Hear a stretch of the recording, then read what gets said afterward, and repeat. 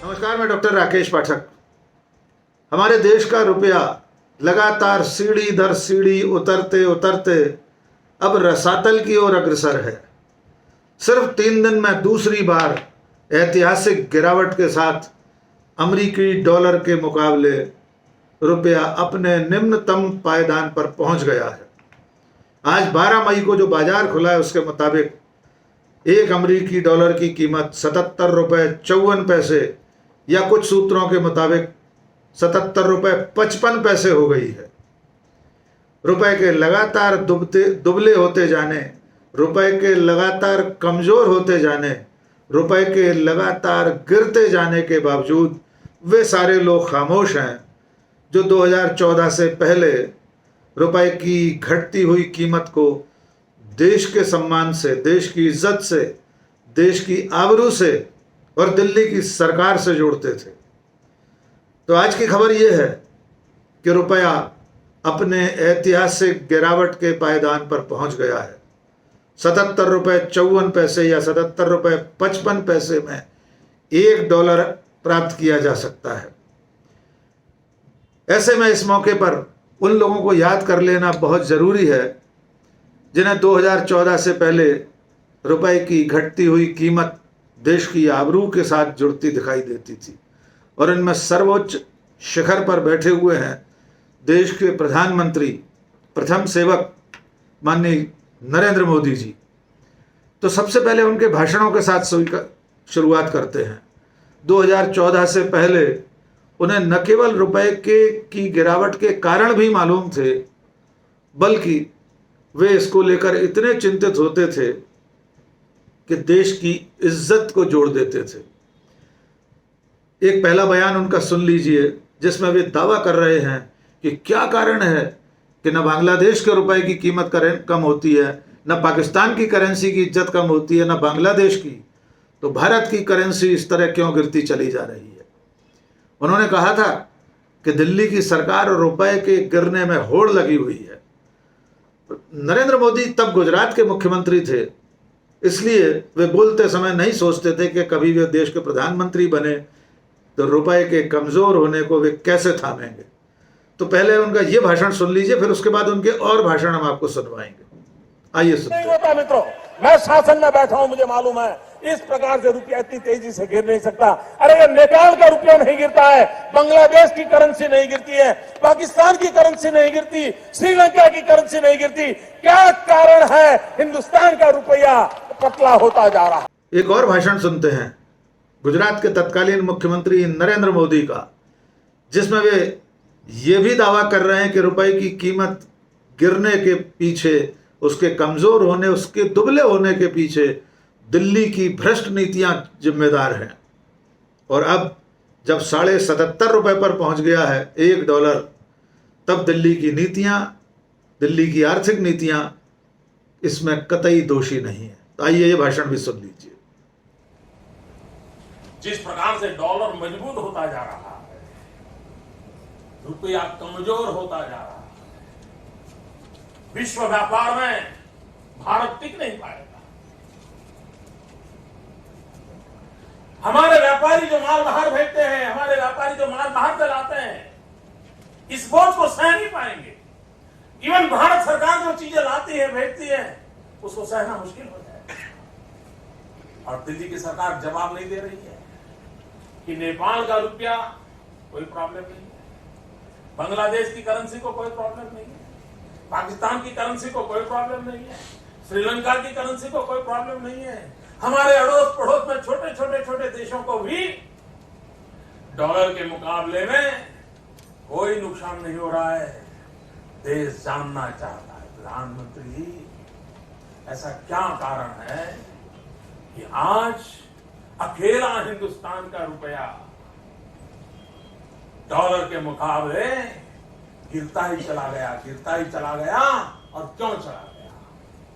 और मैंने साफ मांग की है, ये सिर्फ आर्थिक कारणों से नहीं हुआ है, ये आपकी भ्रष्ट राजनीति जो चली है दिल्ली से, उसका इसके अंदर बहुत बड़ा रोल है। बहुत गंभीरता से आरोप लगा रहा। अनेक ऐसी जनसभाएं, अनेक ऐसे अवसर, अनेक ऐसी संगोष्ठियां थी जिनमें 2014 से पहले गुजरात के मुख्यमंत्री नरेंद्र मोदी रुपए के दुबले होने पर चिंतित होते थे। और वे ही क्यों, तत्कालीन नेता प्रतिपक्ष सुषमा स्वराज संसद में खड़े होकर भाषण देती थी और कहती थी कि जिस देश का रुपया गिरता है उस देश की इज्जत भी घटती जाती है, गिरती जाती है। तो देख लीजिए सुषमा स्वराज किस तरह देश के सम्मान को रुपए की घटती हुई कीमत से जोड़ती थी। और अब भारतीय जनता पार्टी का कोई भी नेता रुपए की गिरावट, रुपए की कीमत की गिरावट पर एक शब्द नहीं बोलता। माननीय नरेंद्र मोदी का एक और भाषण सुन लीजिए, उसमें भी वे दिल्ली की सरकार और प्रधानमंत्री, तत्कालीन प्रधानमंत्री मनमोहन सिंह पर भी कटाक्ष करने से बाज नहीं आ रहे। अब आज देखिए आप, रुपये की कीमत जिस तेजी से गिर रही है,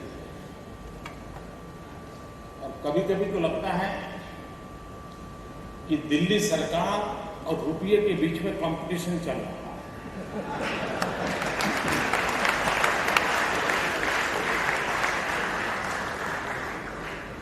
किसकी आबरू तेजी से गिरती चली जा रही है, कौन आगे जाएगा, इसकी कंपटीशन चल रही है।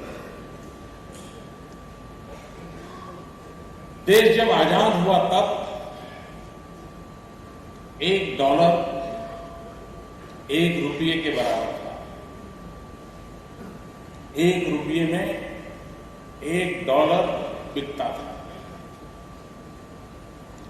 जब अटल जी की सरकार थी, अटल जी जब पहली बार सरकार बनाई तब तक मामला पहुंच गया था 42 रुपीस तक, और अटल जी ने जब छोड़ा तब 44 पर पहुंचा था। 4% में फर्क आया था। लेकिन इस सरकार ने और अर्थशास्त्री प्रधानमंत्री के कालखंड में ये 60 रुपये पर पहुंच गया। ये तो हुए प्रधानमंत्री नरेंद्र मोदी के मुख्यमंत्री रहते के समय के भाषण, और उनकी पार्टी के तमाम नेता उस वक्त इसी तरह के आसमानी सुल्तानी बयान देते थे। और वे ही क्यों, उस समय जब यूपीए की सरकार थी, डॉक्टर मनमोहन सिंह प्रधानमंत्री थे, तब भारतीय जनता पार्टी के समर्थक फिल्म अभिनेता भी बहुत बढ़ चढ़कर आर्थिक दशा और दिशा पर बयानबाजी करते थे, ट्वीट करते थे। सबसे रोचक ट्वीट था फिल्म अभिनेत्री जूही चावला का। उनका ट्वीट देख लीजिए स्क्रीन पर। तब वे कह रही थी, थैंक गॉड मेरे अंडरवियर का नाम डॉलर है, रुपया होता तो बार बार गिरता रहता। यद्यपि जूही चावला ने कुछ समय पहले अपना वो ट्वीट डिलीट कर दिया, लेकिन फिर भी आर्काइव में सुरक्षित रहा और लोगों के पास, सोशल मीडिया की दुनिया में सक्रिय रहने वाले लोग इस तरह के ट्वीट का स्क्रीनशॉट लेकर उसे हमेशा के लिए अजर अमर कर देते हैं। तो जो जूही चावला अपने अंडरवियर का नाम डॉलर होने से खुद को सुरक्षित महसूस करती थी और उन्हें लगता था अगर रुपया होता तो बार बार गिरता, वे अब रुपए की कीमत 77 रुपये 54-55 पैसे होने पर कुछ भी नहीं बोल रही हैं। जूही चावला ही क्यों, सदी के महानायक अमिताभ बच्चन, बिग बी, वे भी ट्विटर पर बहुत सक्रिय थे। पेट्रोल पर उनके उस समय के ट्वीट तो आपको याद ही होंगे, लेकिन रुपए पर भी, रुपए की कीमत में गिरावट पर भी बिग बच्चन, सदी के महानायक, ट्वीट करने से नहीं चूके थे। तब उन्होंने अंग्रेजी की डिक्शनरी में से एक वर्ब का इस्तेमाल किया था जिसका अर्थ था, रुपए की स्पेलिंग को तोड़कर उन्होंने लिखा था और ट्वीट किया था, जिसका अर्थ था गिरते जाना।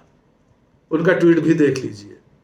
अनुपम खेर, वे भी रुपए की कीमत गिरने पर बहुत चिंतित होते थे। अशोक पंडित, फिल्मकार, फिल्म निर्देशक, ये सब लोग लगातार ट्वीट करते थे। और आज जब 77.5 रुपए का $1 हो गया है, तब लोगों ने सोशल मीडिया पर इनके पुराने ट्वीट दोबारा पेश करके इन्हें आईना दिखाने की कोशिश की है। देखना होगा ये सारे लोग रुपए की कीमत को डॉलर के मुकाबले में हो सकता है 100 रुपये पहुँचने पर कुछ बोलें, और अगर यही हाल रहा तो वो दिन दूर नहीं है जब हमारा रुपया इतिहास के सबसे निचले पायदान पर पहुंचने के बाद भी गिरता चला जाएगा, और हो सकता है कि आने वाले महीनों में $1 100 रुपये के बराबर हो जाए। और हमारे माननीय प्रधानमंत्री जो अभी एक विदेश यात्रा में ओ माय गॉड कह रहे थे, हो सकता है उनकी जानकारी में ही ना हो कि रुपया इतना दुबला हो गया है, इतना कमज़ोर हो गया है।